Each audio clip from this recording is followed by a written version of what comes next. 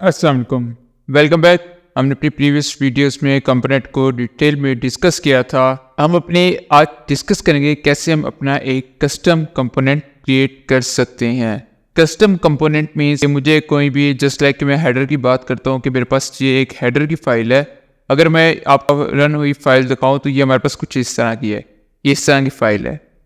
अब इसमें मैं चाहता हूँ कि मैं चाहूँ तो इसका कंपोनेंट अलहदा बना लूँ, इससे हम अपने अलहदा कंपोनेंट्स क्रिएट कर सकते हैं हर चीज़ के लिए। अब मैं अगर चाहूँ कि ये जो मेरा हेडर है ये मेरा इस कंपोनेंट में ना है, ये एक डिफरेंट कंपोनेंट के अंदर है, तो मैं उसका एक कस्टम नया कंपोनेंट क्रिएट कर लूँगा जस्ट, और कुछ भी नहीं है। कस्टम कंपोनेंट जब हम बात करते हैं तो बेसिकली हम जब आगे कॉम्प्लेक्स आप ऐप्स क्रिएट करेंगे, आप React.js के थ्रू वेबसाइट्स बनाएंगे, तो आप हर पर्पस के लिए एक अलग कंपोनेंट क्रिएट करेंगे। और इवन कि अभी तो मैं एक कंपोनेंट क्रिएट कर रहा हूँ अपने app.js के अंदर ही। हर कंपोनेंट को एक अलग फाइल कंपोनेंट के बनाएंगे और फिर उनको यहाँ पे app.js के अंदर रेंडर करवाते जाएंगे। हम अपना कस्टम कंपोनेंट एक क्रिएट करते हैं, तो हम यहाँ पे एक फंक्शन ऊपर यहाँ पे लिखते हैं। अच्छा, अब कंपोनेंट क्या होते हैं React.js के अंदर? वो एक फंक्शन होते हैं। हमने बात की थी कि जावास्क्रिप्ट का फंक्शन होता है एक कंपोनेंट। ओके, हम यहाँ पे लिखते हैं फंक्शन। मैं हेडर के लिए बनाना चाह रहा हूँ तो मैं यहाँ पे लिखूंगा फंक्शन। हेडर लास्ट में नहीं है कि आप हेडर के लिए बनाएं, आप ये फंक्शन ऐप के अंदर से ही कोई चीज़ उठा के लिखें। आप फर्दर अपना कोई काम करना चाह रहे हैं, रेंडर आप एक एक्स्ट्रा पैराग्राफ इसके अंदर ऐड करवाना चाह रहे हैं, आप उसका कंपोनेंट क्रिएट कर सकते हैं। तो ये इससे आप अलग कंपोनेंट क्रिएट कर सकते हैं। अभी मैं हेडर को ऐप के कंपोनेंट से निकाल के हेडर के कंपोनेंट के अंदर लेके जाना चाह रहा हूँ, तो मैं यहाँ पे इसका फंक्शन क्रिएट करूंगा। और हमने कहा था जो फंक्शन होगा कॉलबैक फंक्शन होगा, मीन्स वो कोई ऐसी चीज़ रिटर्न करेगा जो हम शो करवा रहे होंगे, अपनी स्क्रीन में रेंडर करवा रहे होंगे। तो हम इस पर रिटर्न लिखते हैं, रिटर्न।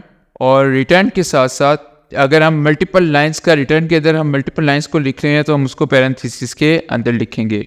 मैं इसको पैरेंथेसिस के अंदर ले आता हूँ। अब मैं चाहता हूँ कि मेरे पास जो हेडर का कोड है ये सारा मेरा आ जाए हेडर के कंपोनेंट के अंदर, इंस्टेड ऑफ के वो यहाँ पे आए हमारे पास ऐप के फंक्शन में, ऐप के कंपोनेंट में, वो हमारे पास आ जाए हेडर के कंपोनेंट में। तो ये हमारे पास एक कस्टम कंपोनेंट हमारा बन गया, जो कि हेडर के नाम से हमारे पास एक कंपोनेंट है, हमने इसको क्रिएट कर लिया। अब मैं इसको सेव करता हूँ। सेव करके हम वापस अपने जाएंगे ब्राउज़र में, और ब्राउज़र में जाके हम देखेंगे। ओके, हम ब्राउज़र में आते हैं, हम इसको रिफ्रेश करते हैं, तो आप देखिए अब हमारे पास कुछ भी शो नहीं हो रहा। क्यों कुछ भी शो नहीं हो रहा? क्योंकि हमने अपना हेडर का कंपोनेंट तो क्रिएट कर लिया, हमारे पास हेडर का कंपोनेंट तो क्रिएट हो गया, लेकिन ये हेडर का कंपोनेंट यूज कहाँ हो रहा है? ये हेडर का जो फंक्शन है जावास्क्रिप्ट का, जहाँ हम इसको यहाँ पे कंपोनेंट भी कह रहे हैं, ये यूज कहाँ हो रहा है? ये यूज अभी कहीं नहीं हो रहा। हम इसको यूज करेंगे अपने ऐप के फंक्शन के अंदर या फिर ऐप के कंपोनेंट के अंदर। तो मैं अपने ऐप के कंपोनेंट के अंदर आता हूँ, या जहाँ पे भी मैं इसको शो करवाना चाहता हूँ वहाँ पे जाऊँगा, और वहाँ पे जाके मैं इसको लिख दूंगा। लिखूंगा कैसे? इसको लिखूंगा मैं जस्ट लाइक हमारे पास एक HTML का टैग होता है, उसमें लिखेंगे। तो मैं यहाँ पे लिखता हूँ हेडर, और साथ इसको क्लोज करके इसका क्लोजिंग टैग आ गया। अब इससे आप लिख रहे हैं, या एक शॉर्टकट होता है कि आप इसका अलग सा क्लोजिंग टैग लिखने की बजाय आप सेल्फ क्लोजिंग टैग लगा दें इसमें, जो कि ये होता है। अब यहाँ पे हमारे पास हेडर का कंपोनेंट ऐड हो चुका हुआ है। जस्ट लाइक अगर आप हम जाते हैं अपने index.js में, तो अब देखिए हमारे पास ऐप को के कंपोनेंट को इसी तरह रेंडर करवाया गया है। ऐप का फंक्शन था, उसको हमने इस तरह रेंडर करवाया।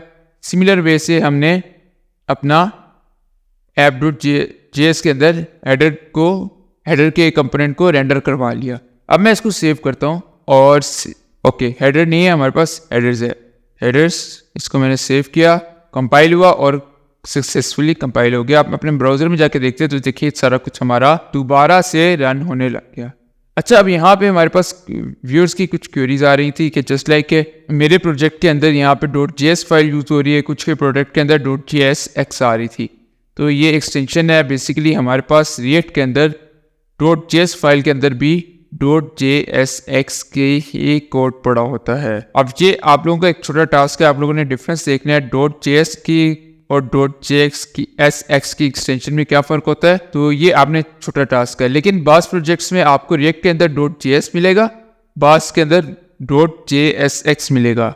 ये दोनों आपको मिलेंगे, तो आपने इन दोनों को यूज़ कर सकते हैं। आपने अगर आप .jsx आपके प्रोजेक्ट में आ रहा है तो आप app.jsx के अंदर जाके काम करेंगे, अदरवाइज app.js में करेंगे। तो ये थे हमारे हेडर्स कस्टम कंपोनेंट्स से जो कि हमने क्रिएट किया। तो मिलते हैं नेक्स्ट वीडियो में, तब तक के लिए खुदा हाफिज़।